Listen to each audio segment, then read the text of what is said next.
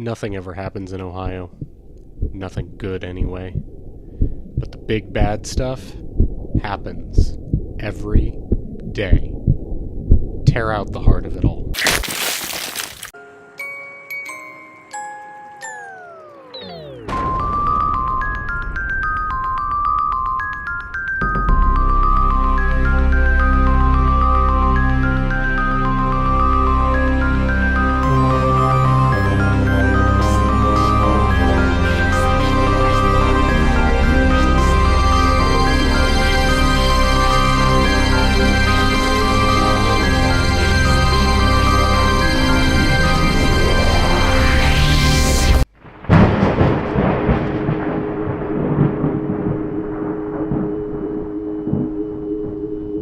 My irises, if you thought about it too long, might strike you as being a bit too large.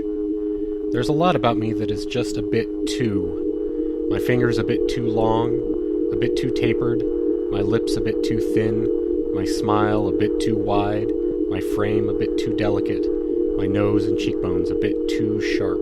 If you saw a photograph of me, you would be able to enumerate most of these things. I would seem to you perhaps just odd-looking, or perhaps stretched too thin. A painting of me would not capture such mathematical details. In person, even in repose, you might also decide that I am beyond ordinary, but it would be hard to put your finger on anything in particular. You might find me unsettling. Most find me charming, some very few distrust me on sight. In either case, my presence throws them slightly out of equilibrium, and people off balance are easier to tip in the direction you'd like them to go.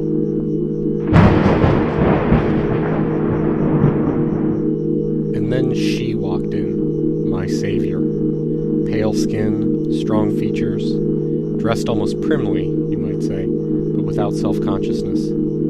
She was upright, innocent without being naive, righteous. Further, her righteousness carried with it an unmistakable power. "Wait," she said, "I don't know him from Adam, but he says he wants to help me, and I believe him. I want to find whoever killed that girl and stop them. And I think we crossed paths for a reason." She looked at each person as she said, "All of us. The Lord works in mysterious ways." Red smiled. "If this is God's plan, then he's been smoking some Virgin Mary Jane." Red looked at me. "Thanks for your help, Ziggy Stardust. Thanks to you, I got arrested." Geezer cocked his head. "Arrested? How'd you get here so fast?" Red shrugged. "They just don't make police cruisers like they used to." Behind us there was an unearthly, gurgling shriek. I turned to see something rushing at me from a bathroom across the hallway. It was female, naked, flesh fish-belly pale and bulging like the skin of a slug. The breasts hung pendulous, misshapen. The mouth was too large, the teeth all sharp. A bony hand raked toward me, crooked cutting claws stretched to tear my face. The shapeshifter grappled onto the slavering ghoul's shoulder, and then grew incredibly large until it looked to me like a cross between a bat and the pterosaurs on display at the New York Museum of Natural History. As the two creatures shrieked and screamed, struggling with each other, the floor beneath them buckled, cracked, and then gave way. They crashed through to the first floor, a tangle of claws and leathery wings and putrid flesh. The shapeshifter's talons got a hold of the slavering creature's shoulders, slammed its head to the floor. Taking the opportunity, I closed in, stabbing downward with the Bowie knife, through the ear, impaling the pale abomination's brain pan against the floor as neatly as an entomologist pins a beetle specimen. I waited for its death twitches to subside. They didn't. The toothed slug wrenched its head free, leaving a good portion of its brain matter behind it. I retreated, and the shapeshifter did the same.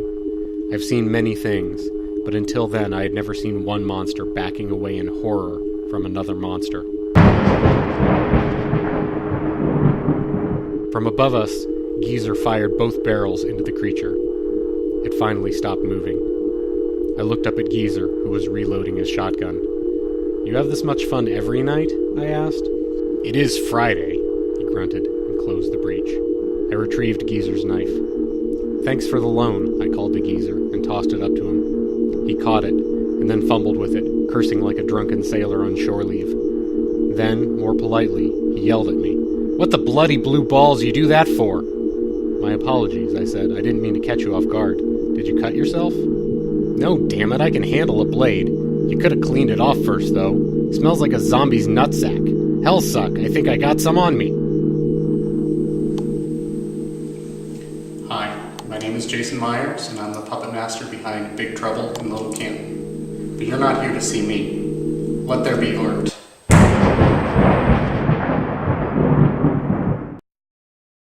For the most part, the art you see here will not appear in Big Trouble in Little Canton. They're samples to show you the caliber of the artists involved with the project. Once the art rewards are unlocked, you'll be able to directly influence the kind of art that appears in the story. If you commission custom artwork from an artist, you'll decide exactly what situations, locations, and characters the art focuses on. Cheaper options include tipping the artists, voting for artists, and stuffing the artist's ballot box, and they're all good ways to let you choose the kind of art that will go into the story. You might be asking, how can I know what my favorite character or location in the story is when I haven't read it yet? You'll want to read the section called What is the Backstage Pass? You have an incredible amount of power to shape Big Trouble in Little Canton. On the art side, you'll have all the options I've just mentioned, and on the narrative side, you can place words, names, locations, and characters directly into the story. I'm committed to making this an organic, collaborative experiment in myth-making. If you want to play along, please take a little time to browse the reward tiers in the right-hand column. I'll wait right here and enjoy all this gorgeous art. Oh, and if any agents of the Ohio Tourism Bureau are watching this, please stop sending people to my house. I've discovered all your listening devices, reinforced the doors, and booby-trapped my lawn. Also, I don't even live in my house anymore, so good luck with that.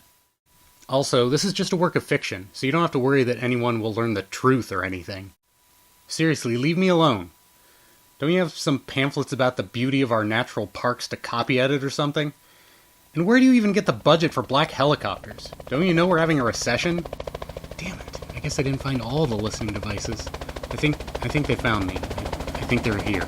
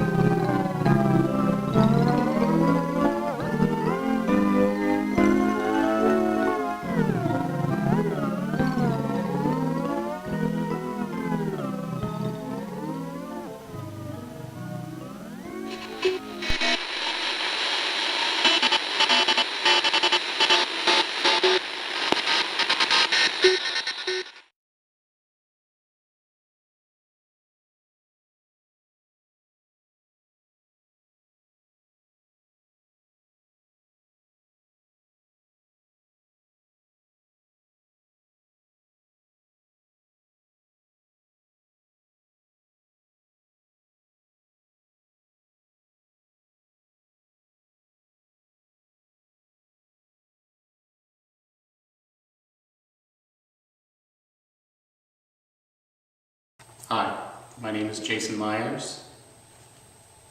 No, it's not.